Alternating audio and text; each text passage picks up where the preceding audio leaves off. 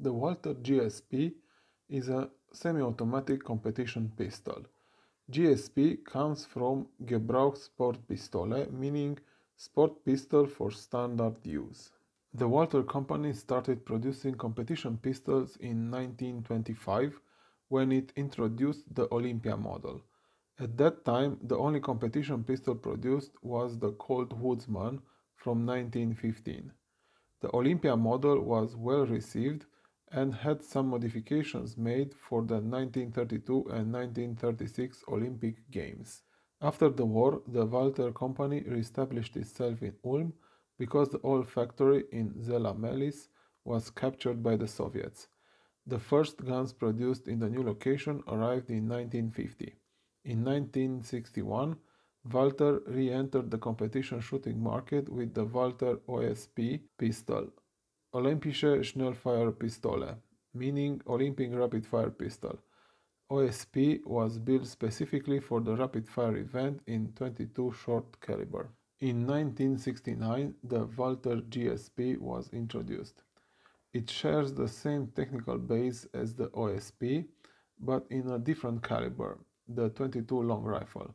From 1971, the pistol was also offered in 32 Smith & Wesson long caliber. The GSP is almost identical in outward appearance, albeit slightly longer and heavier than the OSP. One of the novelties introduced by the OSP and the GSP models is the placement of the magazine in front of the trigger guard instead of in the grip. This concept became popular. Today, the most used gun in the 25-meter events is the Pardini SP, which is built in the same configuration. Another new feature introduced by the GSP is the ease of caliber change between 22LR and 32SW. This feature was also adopted by modern sport pistols, and again I mention Pardini, which offers the ability to change from the SP model in 22LR to the HP model in 32SW easily, but not quite as easy as the GSP. GSP had a number of modifications and variants during the years. In 1970, the bolt hold open lever was introduced. This one. From 1977, the manual safety on the left side was removed. Here it was the manual safety on the older models. Throughout the years, the design of the ergonomic grips underwent several changes. This one is almost the oldest model of grip. In 1988, Walther introduced a fully adjustable for pull, stop and angle two-stage trigger that could be retrofitted to older pistols. Recently, around the year 2000, a new variant was introduced, the GSP Expert, which contains several improvements, the most notable one being a vibration-absorbing aluminum sleeve containing inertial dampers around the barrel. The GSP is a semi-automatic pistol, single-action, hammer-fired, that uses the simple blowback principle. Unlike almost all modern pistols, the GSP does not have a slide. All this part is fixed. It resembles more a rifle. The barrel is fixed in the frame and it does not move. Inside the frame there is a bolt that moves forwards and backwards. This one. Operating the bolt is done by these two wings, like a charging handle. On the 22LR module, the wings are small, and on the 32SW, they are big. The bolt can be held open by pushing on this lever, pushing up, and then release the bolt by pushing down. The bolt also does not automatically remain open after the last cartridge is fired. Like I said, the magazine is located in front of the trigger, and the release button is below, on the bottom part behind the magwell, just beneath the trigger.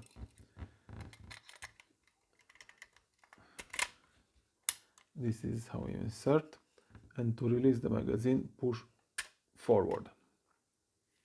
A magazine of either caliber holds a maximum of 5 rounds. This is the 22LR magazine, and this is the 32SW magazine. Both have side-mounted buttons to help with the loading. This one has buttons on both sides, the 22LR only on one side. But the springs are quite strong, so to help with loading I 3D printed these speed loaders. This is for the 22LR and this is for the 32SW.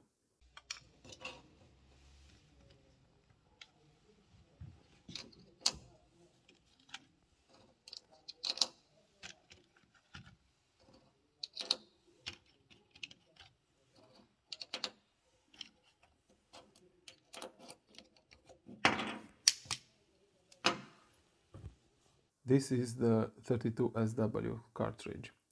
The complete name is .32 Smith & Wesson long wad cutter.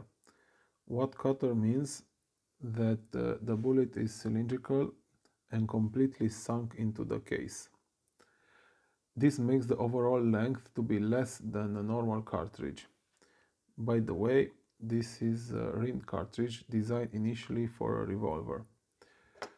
As you can see, the wad cutter cartridge fits perfectly into the magazine. A normal cartridge would not fit, only a wad cutter. In the 32SW mode, it weighs 1323 grams with the magazine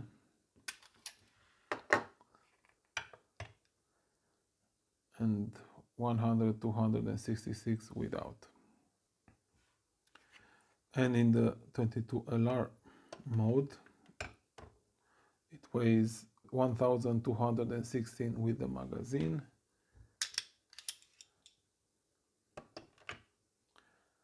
and 1187 without the magazine. One thing to mention, now that we are looking at the shape and dimensions of the pistol, is that the GSP, being a competition pistol, must conform with the ISSF regulations for 25 meters events. So it must fit into a box with the dimensions of 300 by 150 by 50 millimeters. The design dates before these restrictions were specified, so the barrel plus the magazine plus the trigger are quite long, so this makes the grip very short. This is why it looks so small and cut in the back, to allow the pistol to fit in the box. And it does, barely. Another restriction that was not in place at the time of the design is the sight radius, the distance between the front sight and the rear sight. This is now restricted to 220 millimeters, and it is precisely on this model. The original OSP had the rear sight all the way in the back, but after the new regulations were in place, for the GSP model it had to be moved forward. There are also restrictions on the trigger weight. For rapid fire pistol, until 2005, the caliber was 22 short and the trigger weight was very small. I don't know the value. For standard and sport pistol, the weight was set to 1000 grams, and for centerfire pistol it was set to 1360 grams. After 2005, the rules changed and all 4 events now have the trigger set to a minimum of 1000 grams. Because of this, the majority of old 32SW GSPs that were used in the centerfire pistol event have the 1360 grams trigger. The rear sight is click adjustable in elevation from this screw and in windage from this screw. The rear sight notch is fixed, but it can be changed by changing the whole plate. This whole plate can be removed, and other plates can be put with different widths. 3 come from the factory. Each has a number inscribed to identify the width. The front side can also be changed by unscrewing this screw and mounting a different front side with a different width. This is the 22LR module, and this one is the 32SW module. Each module has almost all the essential parts. Actually, each module is an actual gun. The lower frame is made of aluminium and has no markings at all. The serial number and the proof marks are inscribed on the left side of each module. You can see the Ulm proof house mark and the manufacturer year 76. Beneath is the Eagle over N proof mark and then the serial number.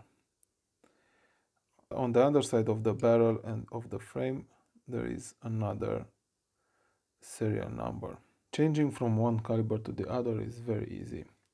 First, press this lameral spring and rotate that lever. Then press on this striated part on the back and lift the module up. Very easy and very fast. To put the other module, just align this lug in this hole. Make sure that there's no gaps here. Press on the muzzle and then put the lever back. That's it. Each module has its own sights. So when changing the module from one caliber to the other, the sights remain calibrated and need no adjustments. To service the weapon, a partial disassembly is required. To do that, unscrew this incline screw under the barrel with a standard Allen key. No need to fully remove the screw, a few turns are enough. And remove the barrel. This is the whole barrel. This square block, there's no inner barrel or a sleeve or something. It's a solid block. To remove the bolt, this wedge with the charging wings should be removed. This is done by pushing this pin through this hole and then pulling the wedge through one side. But behind that pin there is a small spring that flies when the wedge clears the frame. Last time I searched for it for 2 days, so I'm not gonna do that again very soon. On newer variants, that pin is captive, so the spring does not fly away. On the 32SW module, to remove the wedge, you first have to unscrew one of these massive screws in the wings. But they are very tight, so I could not do it with the tools I have. Anyway, I managed to clean inside without removing the bolt, and it does not get too dirty, so, and plus it runs even if you don't clean it after each shooting session. Also, here is the firing pin. I don't know if you can see it. The firing pin, the hammer comes here and hits the firing pin on the back of that bolt there. This is the lower frame of the gun. It contains only the grip and the trigger assembly group. which includes the hammer. To remove the grip, just unscrew these two screws. The trigger assembly is removed by turning this cam 180 degrees and then pulling by the hammer.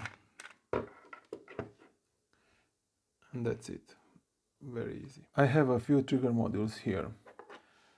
This is the original one and it's a 1360 gram trigger.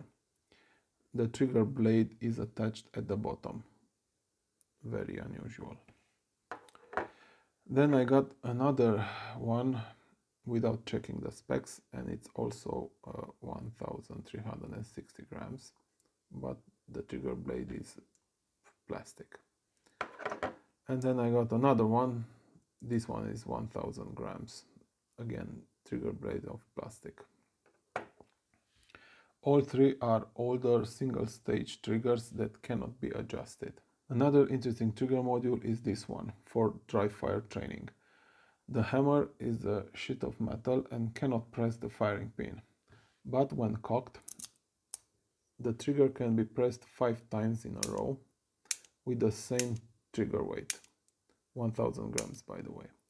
Very useful for training as all 25-meter events involve shooting 5-shot series. And the last module is a modern one with a 2-stage trigger. It can be adjusted with these screws. And here one, and here, and here. When I got it, it was set at 1360 grams, but I could modify it to 1000 grams.